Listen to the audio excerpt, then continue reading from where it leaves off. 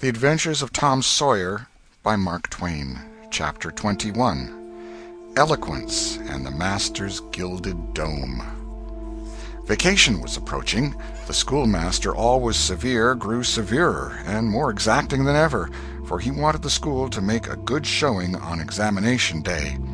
His rod and his ferule were seldom idle now, at least among the smaller pupils. Only the biggest boys and young ladies of 18 and 20 escaped lashing. Mr. Dobbin's lashings were very vigorous ones, too, for although he carried under his wig a perfectly bald and shiny head, he had only reached middle age, and there was no sign of feebleness in his muscle. As the great day approached, all the tyranny that was in him came to the surface. He seemed to take a vindictive pleasure in punishing the least shortcomings. The consequence was that the smaller boys spent their days in terror and suffering, and their nights in plotting revenge. They threw away no opportunity to do the master a mischief, but he kept ahead all the time. The retribution that followed every vengeful success was so sweeping and majestic that the boys always retired from the field badly worsted. At last they conspired together and hit upon a plan that promised a dazzling victory. They swore in the sign-painter's boy, told him the scheme, and asked his help. He had his own reason for being delighted, for the master boarded in his father's family, and had given the boy ample cause to hate him. The master's wife would go on a visit to the country in a few days, and there would be nothing to interfere with the plan. The master always prepared himself for great occasions by getting pretty well fuddled, and the sign-painter's boy said that when the dominie had reached the proper condition on examination evening, he would manage the thing while he napped in his chair. Then he would have him awakened at the right time and hurried away to school. In the fullness of time the interesting occasion arrived. At 8 in the evening the schoolhouse was brilliantly lighted and adorned with wreaths and festoons of foliage and flowers. The master sat throned in his great chair upon a raised platform with his blackboard behind him. He was looking tolerably mellow. 3 rows of benches on each side and 6 rows in front of him were occupied by the dignitaries of the town and by the parents of the pupils. To his left, back of the rows of citizens, was a spacious temporary platform upon which were seated the scholars who were to take part in the exercises of the evening. Rows of small boys, washed and dressed to an intolerable state of discomfort, rows of gawky big boys, snowbanks of girls and young ladies clad in lawn and muslin and conspicuously conscious of their bare arms, their grandmother's ancient trinkets, their bits of pink and blue ribbon, and the flowers in their hair. All the rest of the house was filled with non-participating scholars. The exercises began. A very little boy stood up and sheepishly recited, "You'd scarce expect one of my age to speak in public on the stage," etc., accompanying himself with the painfully exact and spasmodic gestures which a machine might have used, supposing the machine to be a trifle out of order. But he got through safely, though cruelly scared, and got a fine round of applause when he made his manufactured bow and retired. A little shamefaced girl lisped, "Mary had a little lamb," etc., performed a compassion-inspired curtsy, got her meed of applause, and sat down flushed and happy. Tom Sawyer stepped forward with conceited confidence and soared into the unquenchable and indestructible "Give me liberty or give me death" speech with fine fury and frantic gesticulation, and broke down in the middle of it. A ghastly stage fright seized him. His legs quaked under him, and he was like to choke. True, he had the manifest sympathy of the house, but he had the house's silence, too, which was even worse than its sympathy. The master frowned, and this completed the disaster. Tom struggled a while and then retired utterly defeated. There was a weak attempt at applause, but it died early. "The boy stood on the burning deck" followed. Also, "The Assyrian came down," and other declamatory gems. Then there were reading exercises and a spelling fight. The meager Latin class recited with honor. The prime feature of the evening was in order now, original compositions by the young ladies. Each in her turn stepped forward to the edge of the platform, cleared her throat, held up her manuscript tied with dainty ribbon, and proceeded to read with labored attention to expression and punctuation. The themes were the same that had been illuminated upon similar occasions by their mothers before them, their grandmothers, and doubtless all their ancestors in the female line clear back to the Crusades. Friendship was one, memories of other days, religion in history, dreamland, the advantages of culture, forms of political government compared and contrasted, melancholy, filial love, heart longings, etc., etc.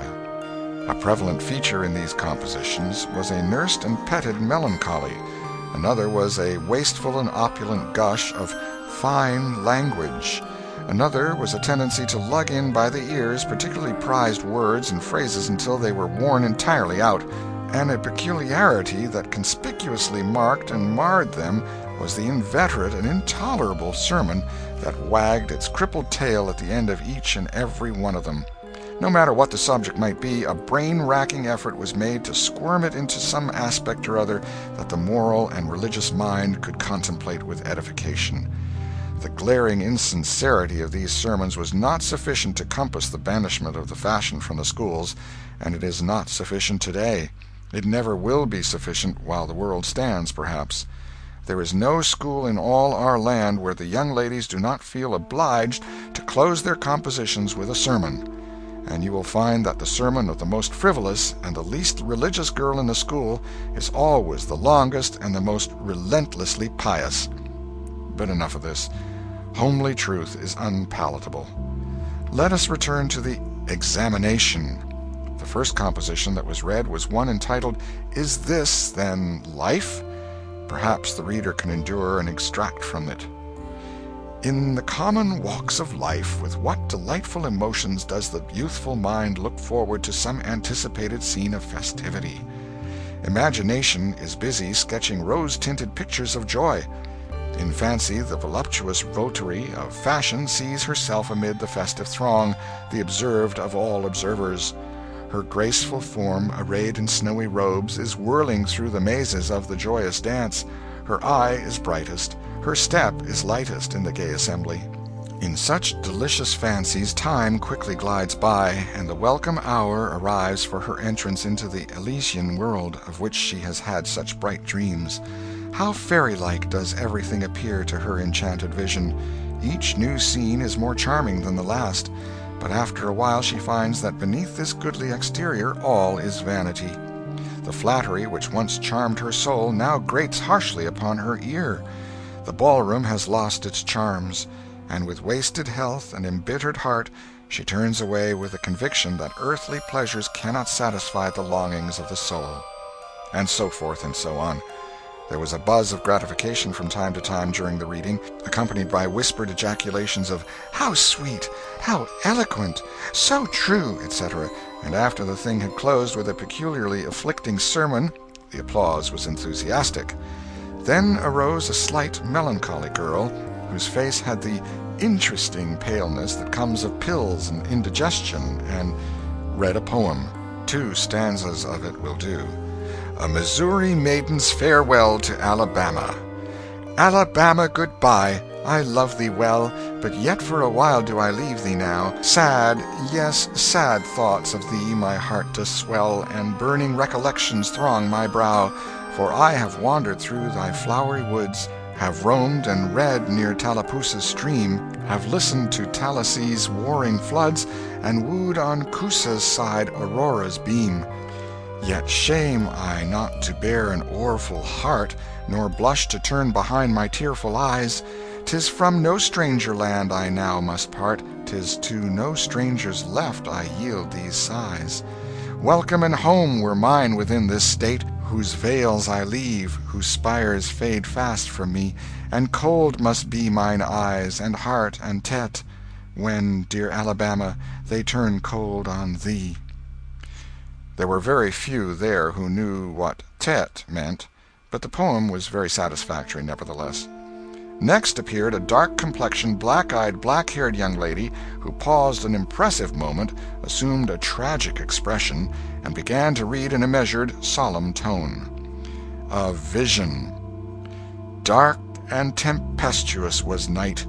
Around the throne on high not a single star quivered, but the deep intonations of the heavy thunder constantly vibrated upon the ear, whilst the terrific lightning revelled in angry mood through the cloudy chambers of heaven, seeming to scorn the power exerted over its terror by the illustrious Franklin. Even the boisterous winds unanimously came forth from their mystic homes and blustered about as if to enhance by their aid the wildness of the scene. At such a time, so dark, so dreary, for human sympathy my very spirit sighed, but instead thereof, "My dearest friend, my counselor, my comforter and guide, my joy in grief, my second bliss in joy," came to my side. She moved like one of those bright beings pictured in the sunny walks of fancy's Eden by the romantic and young, a queen of beauty unadorned save by her own transcendent loveliness. So soft was her step, it failed to make even a sound, and but for the magical thrill imparted by her genial touch, as other unobtrusive beauties, she would have glided away unperceived, unsought. A strange sadness rested upon her features, like icy tears upon the robe of December, as she pointed to the contending elements without, and bade me contemplate the two beings presented. This nightmare occupied some 10 pages of manuscript, and wound up with a sermon so destructive of all hope to non-Presbyterians that it took the first prize. This composition was considered to be the very finest effort of the evening. The mayor of the village, in delivering the prize to the author of it, made a warm speech in which he said that it was by far the most eloquent thing he had ever listened to, and that Daniel Webster himself might well be proud of it. It may be remarked in passing that the number of compositions in which the word beauteous was overfondled, and human experience referred to as life's pages, was up to the usual average. Now the master, mellow almost to the verge of geniality, put his chair aside, turned his back to the audience, and began to draw a map of America on the blackboard to exercise the geography class upon. But he made a sad business of it with his unsteady hand, and a smothered titter rippled over the house. He knew what the matter was and set himself to right it. He sponged out lines and remade them, but he only distorted them more than ever, and the tittering was more pronounced. He threw his entire attention upon his work now, as if determined not to be put down by the mirth. He felt that all eyes were fastened upon him. He imagined he was succeeding, and yet the tittering continued.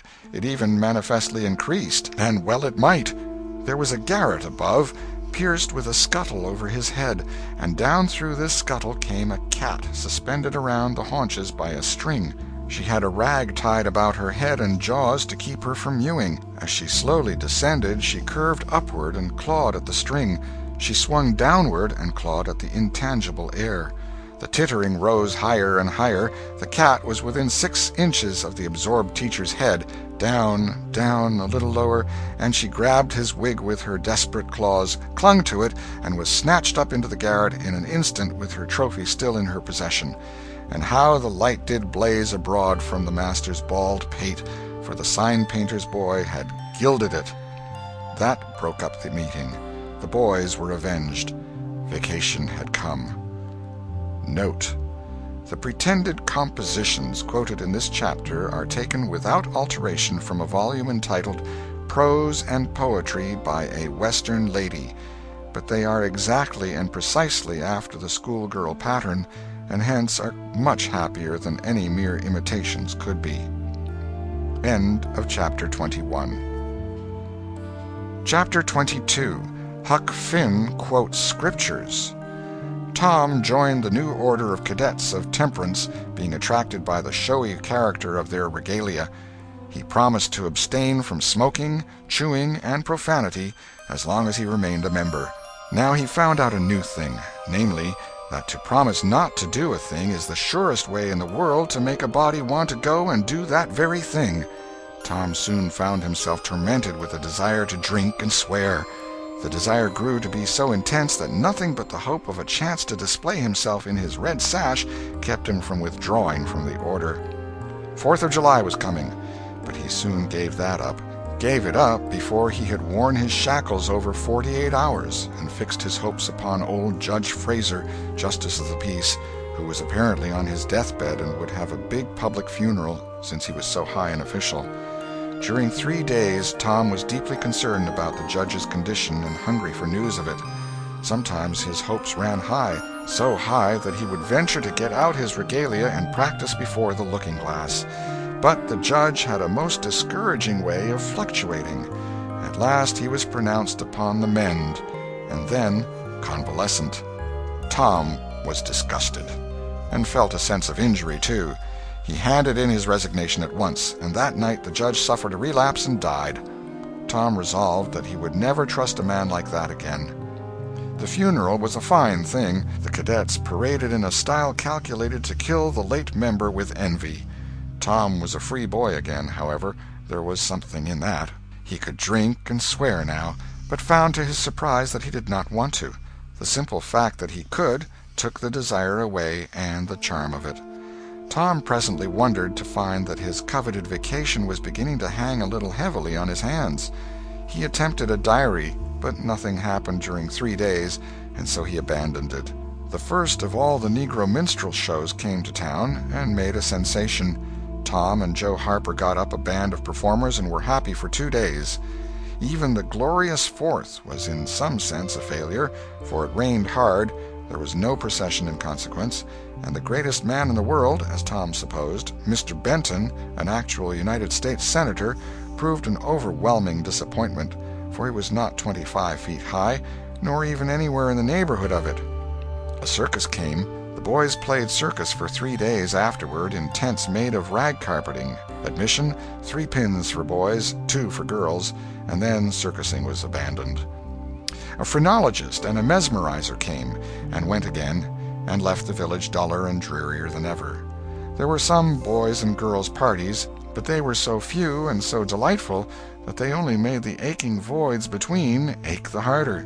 Becky Thatcher was gone to her Constantinople home to stay with her parents during vacation, so there was no bright side to life anywhere. The dreadful secret of the murder was a chronic misery.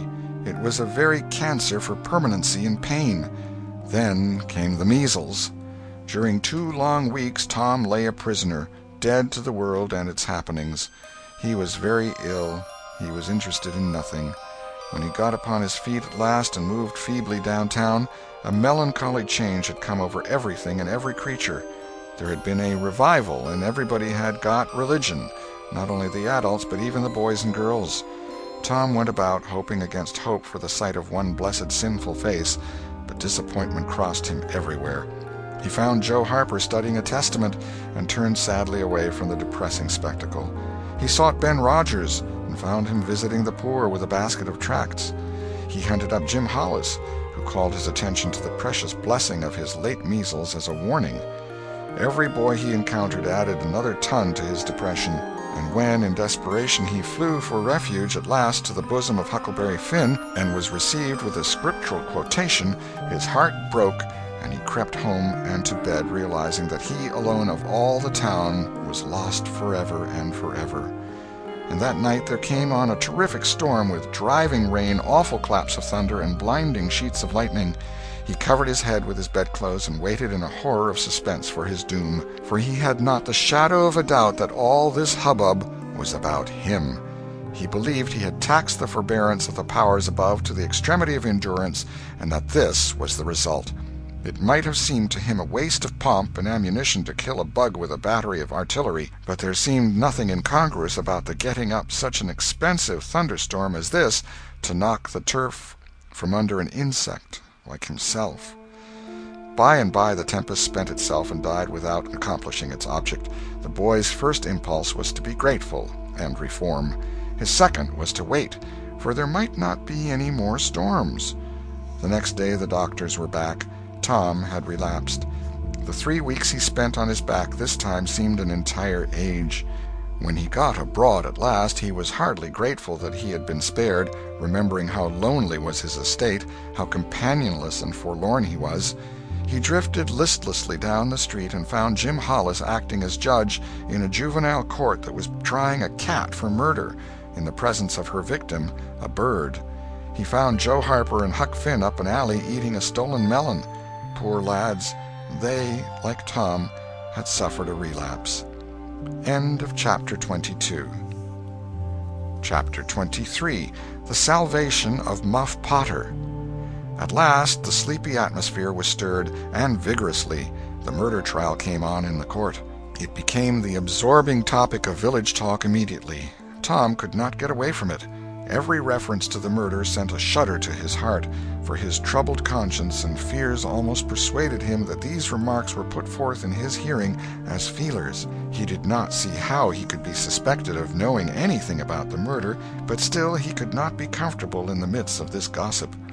It kept him in a cold shiver all the time. He took Huck to a lonely place to have a talk with him. It would be some relief to unseal his tongue for a little while, to divide his burden of distress with another sufferer. Moreover, he wanted to assure himself that Huck had remained discreet. "Huck, have you ever told anybody about that?" "About what?" "You know what." "Oh, course I haven't." "Never a word?" "Never a solitary word, so help me. What makes you ask?" "Well, I was afeard." "Why, Tom Sawyer, we wouldn't be alive 2 days if that got found out. You know that." Tom felt more comfortable. After a pause, "Huck, they couldn't anybody get you to tell, could they?" "Get me to tell? Why, if I wanted that half-breed devil to drown me, they could get me to tell. They ain't no different way." "Well, that's all right then.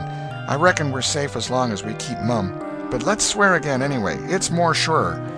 "I'm agreed." So they swore again with dread solemnities. "What is the talk around, Huck? I've heard a power of it." "Talk? Well, it's just Muff Potter, Muff Potter, Muff Potter all the time. It keeps me in a sweat, constant, so's I want to hide somewheres. That's just the same way they go on round me. I reckon he's a goner. Don't you feel sorry for him sometimes?" "Most always, most always. He ain't no account, but then he ain't ever done anything to hurt anybody. Just fishes a little, to get money to get drunk on, and loafs around considerable." "But, Lord, we all do that, leastways most of us, preachers and such like. But he's kind of good. He give me half a fish once, when there weren't enough for 2. And lots of times he's kind of stood by me when I was out of luck." "Well, he's mended kites for me, Huck, and knitted hooks onto my line. I wish we could get him out of there." "My, we couldn't get him out, Tom, and besides, 'twouldn't do any good. They'd catch him again." "Yes, so they would. But I hate to hear him abuse him so like the dickens when he never done that." "I do too, Tom. Lord, I hear 'em say he's the bloodiest-looking villain in this country, and they wonder he wasn't ever hung before." "Yes, they talk like that all the time. I've heard 'em say that if he was to get free they'd lynch him." "And they'd do it, too." The boys had a long talk, but it brought them little comfort. As the twilight drew on, they found themselves hanging about the neighborhood of the little isolated jail, perhaps with an undefined hope that something would happen that might clear away their difficulties. But nothing happened. There seemed to be no angels or fairies interested in this luckless captive.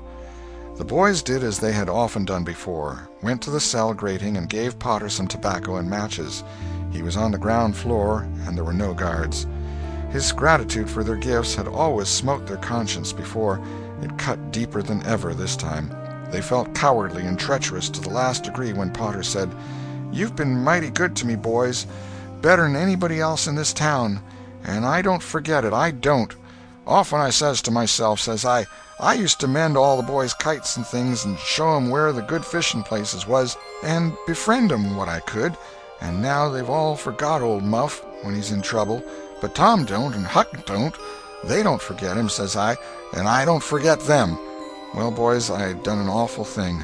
Drunk and crazy at the time, that's the only way I count for it, and now I got to swing for it, and it's right.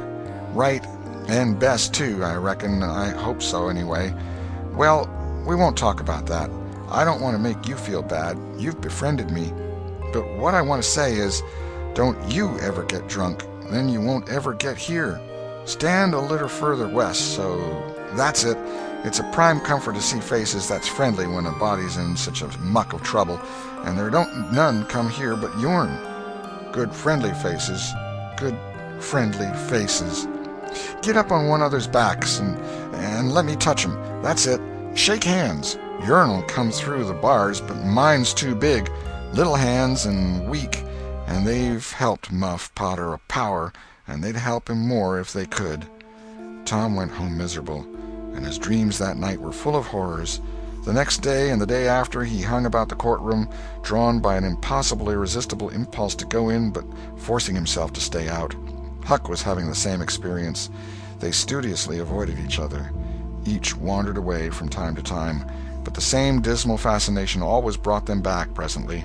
Tom kept his ears open when idlers sauntered out of the courtroom, but invariably heard distressing news. The toils were closing more and more relentlessly around poor Potter. At the end of the second day the village talk was to the effect that Injun Joe's evidence stood firm and unshaken, and that there was not the slightest question as to what the jury's verdict would be. Tom was out late that night and came to bed through the window. He was in a tremendous state of excitement. It was hours before he got to sleep. All the village flocked to the courthouse the next morning, for this was to be the great day. Both sexes were about equally represented in the packed audience.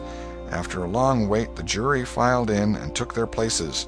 Shortly afterward, Potter, pale and haggard, timid and hopeless, was brought in, with chains upon him, and seated where all the curious eyes could stare at him.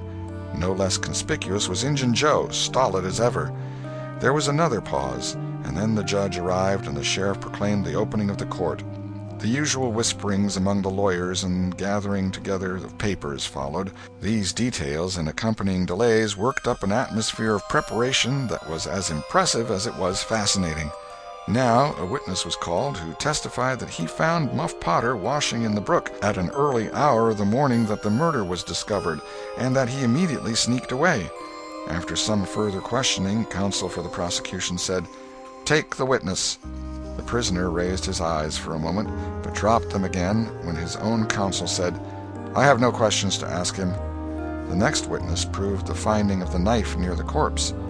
Counsel for the prosecution said, "Take the witness." "I have no questions to ask him," Potter's lawyer replied. A third witness swore he had often seen the knife in Potter's possession. "Take the witness." Counsel for Potter declined to question him. The faces of the audience began to betray annoyance. Did this attorney mean to throw away his client's life without an effort? Several witnesses deposed concerning Potter's guilty behavior when brought to the scene of the murder. They were allowed to leave the stand without being cross-questioned. Every detail of the damaging circumstances that occurred in the graveyard upon that morning, which all present remembered so well, was brought out by credible witnesses, but none of them were cross-examined by Potter's lawyer. The perplexity and dissatisfaction of the house expressed itself in murmurs and provoked a reproof from the bench. Counsel for the prosecution now said, "By the oaths of citizens whose simple word is above suspicion, we have fastened this awful crime, beyond all possibility of question, upon the unhappy prisoner at the bar. We rest our case here." A groan escaped from poor Potter, and he put his face in his hands and rocked his body softly to and fro, while a painful silence reigned in the courtroom. Many men were moved, and many women's compassion testified itself in tears. Counsel for the defense rose and said, "Your Honor, in our remarks at the opening of this trial, we foreshadowed our purpose to prove that our client did this fearful deed while under the influence of a blind and irresponsible delirium produced by drink. We have changed our mind. We shall not offer that plea." Then to the clerk, "Call Thomas Sawyer." A puzzled amazement awoke in every face in the house, not even excepting Potter's. Every eye fastened itself with wondering interest upon Tom as he rose and took his place upon the stand.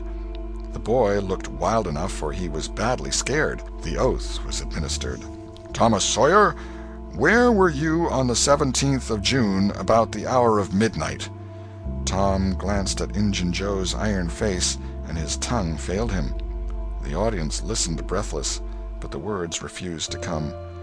After a few moments, however, the boy got a little of his strength back and managed to put enough of it into his voice to make part of the house hear. "In the graveyard." "A little bit louder, please. Don't be afraid. You were in the graveyard." A contemptuous smile flitted across Injun Joe's face. Were you anywhere near Horse William's grave?" "Yes, sir." "Speak up, just a trifle louder. How near were you?" "Near as I am to you." "Were you hidden or not?" "I was hid." "Where?" "Behind the elms that's on the edge of the grave." Injun Joe gave a barely perceptible start. "Anyone with you?" "Yes, sir. I went there with—" Wait a moment. Never mind mentioning your companion's name. We will produce him at the proper time. Did you carry anything there with you?" Tom hesitated and looked confused. "Speak out, my boy. Don't be diffident. The truth is always respectable. What did you take there?" "Only dead cat." There was a ripple of mirth which the court checked. "We will produce the skeleton of that cat. Now, my boy, tell us everything that occurred. Tell it in your own way. Don't skip anything, and don't be afraid." Tom began, hesitatingly at first, but as he warmed to his subject his words flowed more and more easily. In a little while every sound ceased but his own voice. Every eye fixed itself upon him. With parted lips and bated breath the audience hung upon his words, taking no note of time, wrapped in the ghastly fascination of the tale. The strain upon pent emotion reached its climax when the boy said, "And as the doctor fetched the board around and Muff Potter fell, Injun Joe jumped with a knife and—" Crash! Quick as lightning the half-breed sprang for a window, tore his way through all opposers, and was gone. End of chapter 23.